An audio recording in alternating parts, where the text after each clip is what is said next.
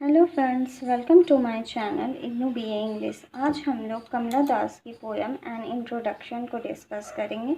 इसमें मैंने सारे स्टैंजास को डिस्कस किया है। So the poem and introduction was written by Kamala Das. In this poet, she describes her own mental and physical health as she pushed back against patriarchal society. Patriarchal society means पुरुष समाज, जहाँ पर male dominant को ज़्यादा महत्व दिया जाता है in according to women. Firstly the poem begins by saying, first stanza, she knows all the male leaders of India from Nehru to other leaders. Their names are a part of her. The politics of India has always remained in male hands. तो कमला दास यहाँ कहती है कि हमारा जो Indian politics है वो शुरू से ही मेल हैंड्स में चला आ रहा है हमारा समाज। So the first stanza depicts that the male have been ruling the country without giving right to women. यहाँ पर कमला दास को शिकायत है कि हमारे जो मेल लीडर्स है वो वुमेन को उनके हक की लड़ाई नहीं लड़ने दे रहे हैं। Now stanza 2, I am Indian, very brown, born in Malabar. I speak 3 languages, write in 2 and dream in 1. So, इस तरह से आपके एग्ज़ाम्स में 3 लाइन्स दिए जाएंगे एंड देन आपको जो है इसकी एक्सप्लेनेशन देनी होगी। So you right the explanation like this way. The poet tells about her own life. यहाँ पर साफ समझ में आ रहा है कि वो अपने बारे में कह रही है।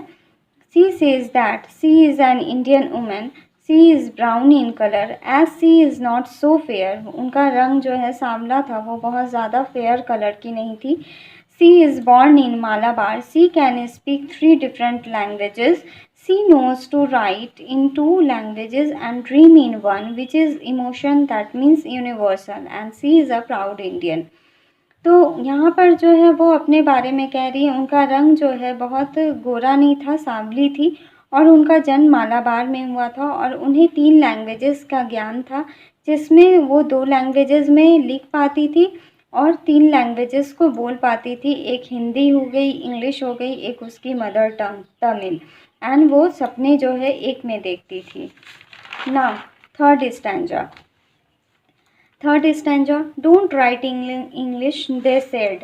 डोंट राइट इन इंग्लिश, वहाँ से जो है पोएम की 7 लाइन्स है। एनी लैंग्वेज आई लाइक, यहाँ तक स्टैंजा 3 है। सो पोएम की लाइन्स बहुत ज़्यादा हो जाती है। So that and then here the explanation of stanza 3। She uses English in her writings. She is well in English, but her family, relatives, friends and cousins don't like this habit of writing. They said, this is not your mother tongue, so leave this language. This is the language of Britishers. She wants liberty to write in any language they want or desire to write. तो यहाँ पर इस stanza में कमला दास का कहना है कि उनके जो फैमिली मेम्बर्स थे, उनके जो पड़ोसी थे, उनके जो दोस्त थे, उनके जो भाई बहन थे, चचेरे भाई बहन या अपने भाई बहन, उन लोगों को कमला दास का जो उनकी राइटिंग हैबिट थी, जो वो पोएम लिखती थी, नॉवेल लिखती थी, तो ये सब उन्हें पसंद नहीं था, क्योंकि वो अपने लैंग्वेज में, अपने मदर टंग में ना लिख के वो किस में लिखती थी, इंग्लिश में लिखती थी। So the people don't like her language English, and they said that this is the language of colonialism, Britishers। ये हमारे जो है ब्रिटिशर्स की लैंग्वेज है, जो हमें जो है अपनी आज़ादी नहीं जीने दे रहे और हमें अपना गुलाम बनाए हुए हैं। उनकी भाषा का हम व्यवहार नहीं करेंगे। लेकिन कमला दास कहती थी कि कमला दास का सोचना था भाषा किसी की खरीदी हुई नहीं है, वो अपनी एक लिबर्टी है। ब्रिटिशर्स भी चाहे तो हिंदी स्पीक कर सकते हैं और हम इंडियन भी चाहे तो इंग्लिश स्पीक कर सकते हैं। Now stanza 4। She said about their near and dear ones. Kamala Das को लगता था कि उनके रोकने टोकने की वजह क्या है, जेलेसी है, क्योंकि उन लोगों को जो है ना तो इंग्लिश बोलने आती है और ना लिखने आती है। So they restrict her because of jealousy. और वहाँ पर जो है उन लोगों का कहना था कि she asks them how a language can be owned by a particular country or culture. It belongs to every person who uses it and she should never stop writing in English. और उन्होंने लिखना कभी भी बंद नहीं किया. Now stanza 5. The language I speak become mine. It is as human as I am. Don't you see? तो यहाँ से यहाँ तक 7 लाइन्स की एक स्टैंजा है. तो आप ये बुक से मैच कर लोगे पोएम की लाइंस. मैंने सिर्फ एक्सप्लेनेशन डिस्कस किया है, आप इसे नोट डाउन करेंगे. It will be helpful for your examination. Okay. The language in which she writes is half English half Indian, funny perhaps with honest emotions. उन कमला दास को पता था कि वो जो लिख रही है शायद उसमें कोई त्रुटि हो, कुछ गलतियाँ हों, क्योंकि ये हाफ इंग्लिश है, आधी ब्रिटिशर्स है, आधी इंडियन है. तो ये सुनने में कुछ अटपटा सा लगता है, कुछ मजाकिया टाइप का लगता है, परहैप्स विथ ऑनेस्ट. लेकिन उन्होंने एक सच्चाई के साथ लिखी है, अपने इमोशंस को डिस्कस किया है, अपने इमोशंस को शेयर किया है. इट हैज़ सम डिस्टॉर्शंस, कुछ गलतियां हैं, कुछ खामियां हैं, but her honesty in writing give all perfection as a human being. लेकिन उनकी ऑनेस्टी जो है, उनकी ऑनेस्टी की वजह से आज भी हम लोग उनकी पोएम को पढ़ रहे हैं. Why? Because of her honesty. कुछ खामियां होंगी पोएम में, कुछ मिस्टेक्स होंगे, but her honesty in writing gives perfection as a human beings, and we all read her poem, novel and stories. Okay. Now stanza 6. She wonders why society ignores the mistakes of women. वो सोचती है क्यों हमारी जो society है एक मर्द आदमी की, मेल पर्सन की मिस्टेक्स को छुपाता है और क्वेश्चन मार्क लगाता है. किसकी गलतियों पे? वुमेन की गलतियों पे. अगर कोई औरत गलती कर दे तो वहाँ पर क्या आ जाता है? Question mark. So but the fact is every person in the world is imperfect. लेकिन फैक्ट यही है कि कोई भी इंसान, चाहे लेडीज़ हो, जेंट्स हो, बच्चे हो, बूढ़े हो, कोई भी परफेक्ट नहीं है. सब में कुछ ना कुछ खामियां हैं. और क्योंकि हमारी पांचों उंगली बराबर नहीं है तो कुछ इम्परफेक्शन हर लोगों में होती है. No one is fully perfect. Okay. In stanza 7. It voices my joys, my longings, my hopes. From here to 10 lines funeral pyre. The language, stanza 7 discussed explanation. The language she used expresses her joys, hopes. For society, it is like calling crows and roaring is to lion. यहाँ पर जो है वो express कर रही है अपने Joy को, अपने होप्स को. वो क्या सोचती है, उनको उनकी खुशी किस में है. लेकिन सोसाइटी जो है उनके पीछे पड़े हुए हैं, कौवों की तरह, लायन की तरह गरज रहे हैं. लेकिन उनके गरजने के पीछे क्या कारण है कि उनकी स्पीच को कोई समझ नहीं रहा है. क्यों? क्योंकि वो इंग्लिश में स्पीक कर रही है और इसी वजह से लोग जो है उसके पीछे काँव काँव कौवों की तरह कर रहे हैं, लायन की तरह दहाड़ रहे हैं और उन्हें जो है इस लैंग्वेज को छोड़ने के लिए बोला जा रहा है. Now stanza 8. I was child. यहाँ पर इनके मिजरेबल मैरिज के बारे में डिस्कस किया है खुद कमला दास ने. I was child, later they told me I grew, for I become tall. Bedroom and closed the door. She moves towards her married life. She was a child, although the size of her body grew up. She entered the age of puberty. Her soul was immature as she was still a child.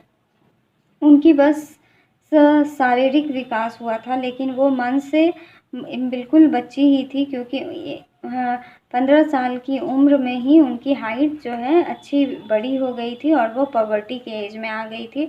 And her husband asks for love. उसे love का मतलब नहीं पता कमला दास को. And so don't know about all this things. Her husband quenched his own lust with her on the bed. उसके husband ने उसे room में ले जाकर जो है अपने लस्ट को पूरा किया. The poet was force to accept thing. और पोएट को जो है फोर्स किया गया परिवार वालों की तरफ से, पति की तरफ से, अपने मायके वालों की तरफ से कि इन सब चीज़ों जो है ये साधारण सी चीज़ें हैं, इन्हें एक्सेप्ट करो. Which she don't want. वो नहीं चाहती थी करना. She was depressed with her miserable marriage. और वो डिप्रेशन में चली गई. She tries to narrate her story. She made to endure the pain of sex that she is not willing to do. Her griefs and sorrows are the griefs of every woman of her country. The girls of early ages are forced to marry with old men to fulfill their lust and desire of sex. तो उनके जो है उन्हें force किया गया कि तुम अपने हस्बैंड के साथ रहो और उसकी जो इच्छा हो वो करने दो, लेकिन वो ऐसा कुछ नहीं चाहती थी। और वो उसे लगा कि मुझे ये पोएम को लिखना चाहिए, क्योंकि जैसी मेरी कंडीशन है शायद हमारे कंट्री में बहुत सी ऐसी लड़कियां या बहुत सी ऐसी बच्चियां होंगी जिसकी ये कंडीशन होगी और जो जिन्हें ज़बरदस्ती किसी ओल्ड मैन के साथ शादी करा दिया गया हो और वो अपने लस्ट को और डिज़ायर ऑफ सेक्स को फुलफिल करने के लिए एक बच्चे से भी शादी कर लें। Now stanza 9. He did not beat me, but my body felt so beaten. The weight of my breast and womb crushed me. I shrank pitifully. Stanza 9. She says that she was not beaten by her husband, but her body felt so beaten and wounded. उन्हें उसके पति द्वारा मारा पीटा नहीं गया, लेकिन उनका शरीर जो है बहुत ही थका हुआ और एक जख्मी जैसा फील कर रहा था। उसे बहुत ही लेज़ी, बहुत ही आलस और थका हुआ लग रहा था। उसकी बॉडी का वो अपने पति के बॉडी के बर्डन से जो है चूर चूर हो गई थी, अंदर और बाहर दोनों तक। सी स्टार्टेड हेटिंग हर हस्बैंड। वो अपने पति से नफरत करने लगी और अपने खुद की शरीर से भी। क्यों? क्योंकि यही वो उसका शरीर है जो उसे इतना पेन दे रहा है। अगर उसका ऐसा शरीर ना होता तो उसे इस पेन को सहने के लिए मजबूर ना होना पड़ता।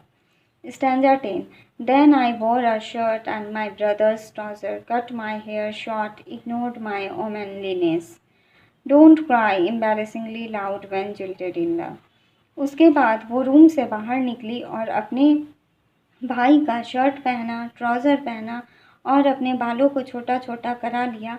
और उसके बाद जो है जब उसके ससुराल वाले ने उसके हस्बैंड ने देखा तो वो इस चीज़ों को एक्सेप्ट नहीं कर पाए और उन्हें ताना मारना शुरू कर दिया। She was force to be a girl.